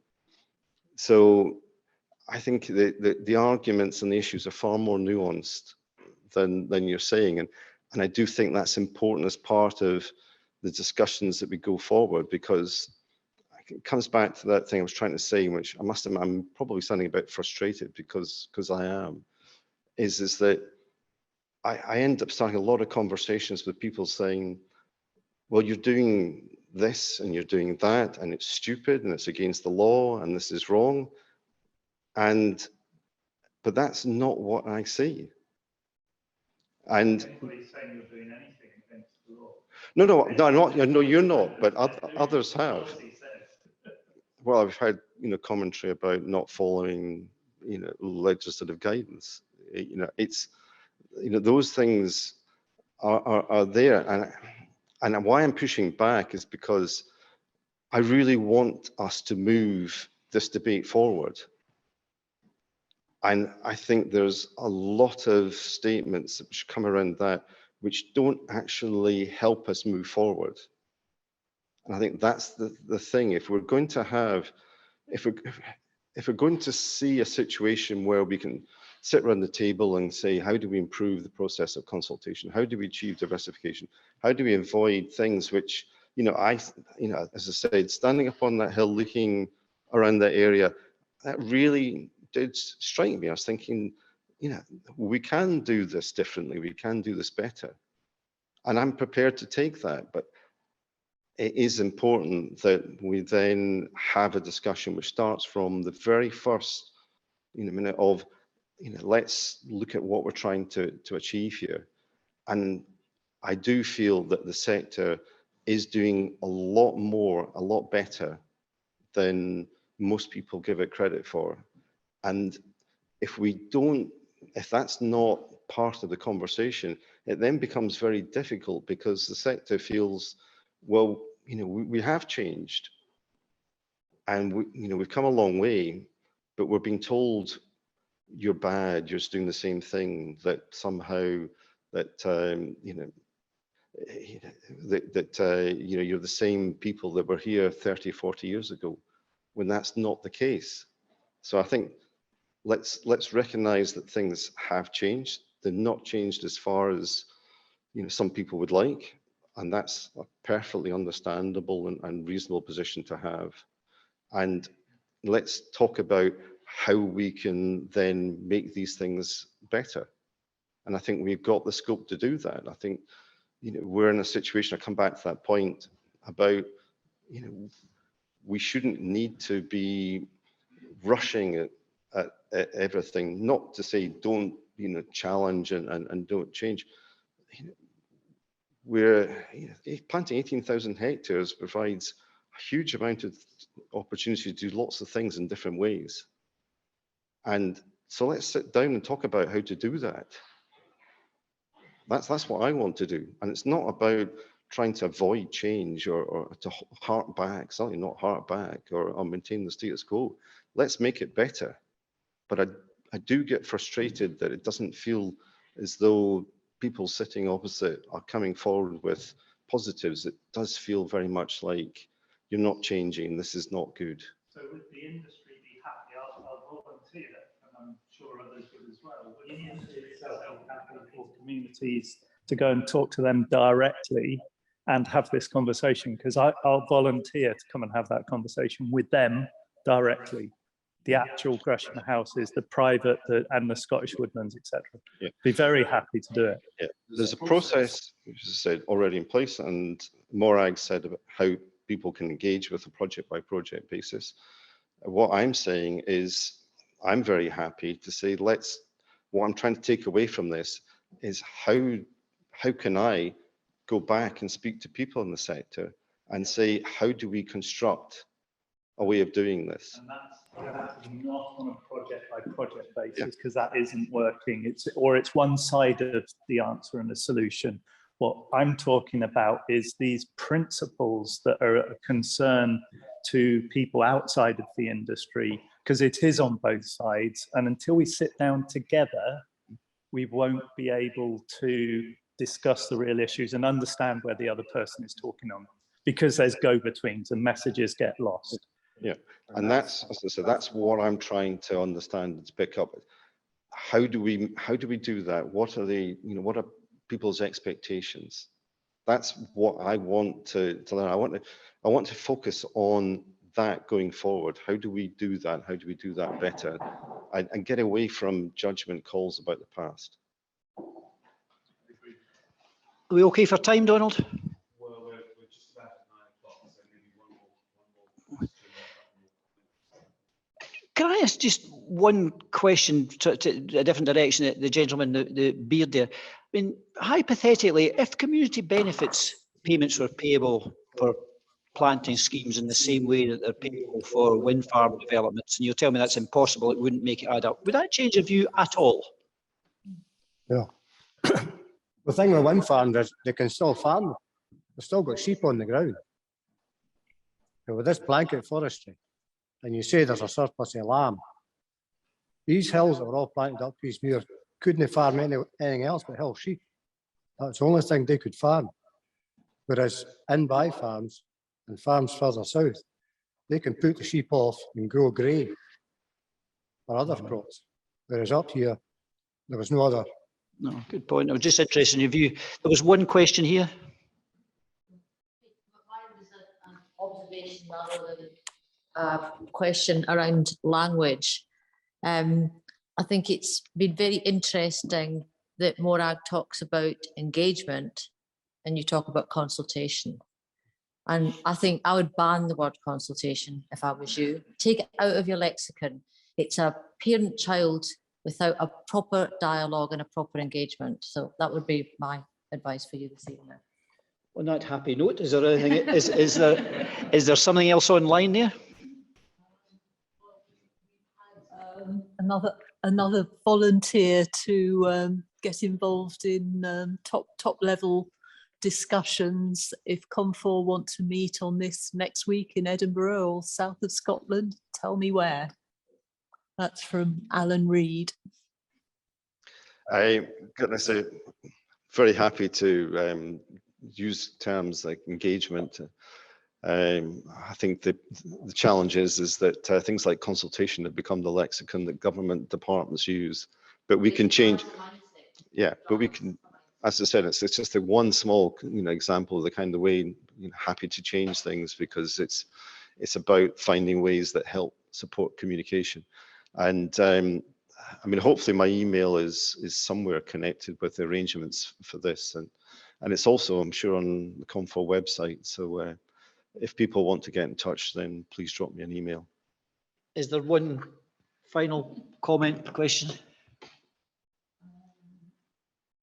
Sadly not online because our broadband connection dropped out, Oh, and not. the earlier comments went with it. There's a last comment about Eskdale Muir, that there are miles of track to cycle, lots of water courses that could form good links across the landscape for biodiversity. And Eskdale Muir community is interested in using the land around it to attract people for recreation. Nowhere's beyond reach. Thank you very much. Donald, this is obviously being filmed and going out on YouTube and stuff. Presumably we can also publish email addresses for Morag and for Stuart, and if there are any questions that have been missed or whatever could be addressed directly. I was going to ask, could you save the chat actually and send it to us, and then if things have come up, we could, we hope the chat is still there and it's been recorded. As Francis said, the broadband dropped out, which is why you saw the screen change. But that one just popped up with a chat comment. Yeah, it's back on. Oh, I see. Sorry, so it might have come right. The previous one. Yeah. That one's been on the whole time. Logistics. Yeah, we can deal with the logistics. I'd just like to thank everybody for their very engaged conversations and comments. Nobody, I don't think, ever thought they were going to skip out of this room, happy with what they heard at the end of the day. But I think it has been interesting and to a lot of extent enlightening as well. You might like it or not like it, but there are facts up there you might agree or disagree. But it's kind of better than sitting at home watching the telly, I think. I think it's been a useful exercise. And my kind of grumpy old man bit is, we've got to keep going. It's okay moaning about what we don't want, but we need to say what we want too. And if that is engagement as opposed to consultation, we really got to engage with it. But I think if there's any summation at all, my view is that you've just got to keep going, even though you get consultation, engagement, fatigue, and your voice is not going to be heard unless you actually stand up, phone, write, email, this, that, and other. So. But that's been excellent. Gosh, you're a brave man coming to face. It's not confrontational. I think it's positive. You've responded very well to the challenges that have been put to you. So thank you very much for that, Stuart. And thank you to Morag. That was a very different perspective. And I don't know if it's two ends of a polar opposite. It's not polar opposites. There's a lot of commonality. There are frustrations. There's possibly a direction of travel that's better than where we've been before. So I think it's just been a very good conversation. So thank you, Donald, for putting this together. Thank you, and thank you very much. What a nice venue this is as well. I mean, it's good. Thank you.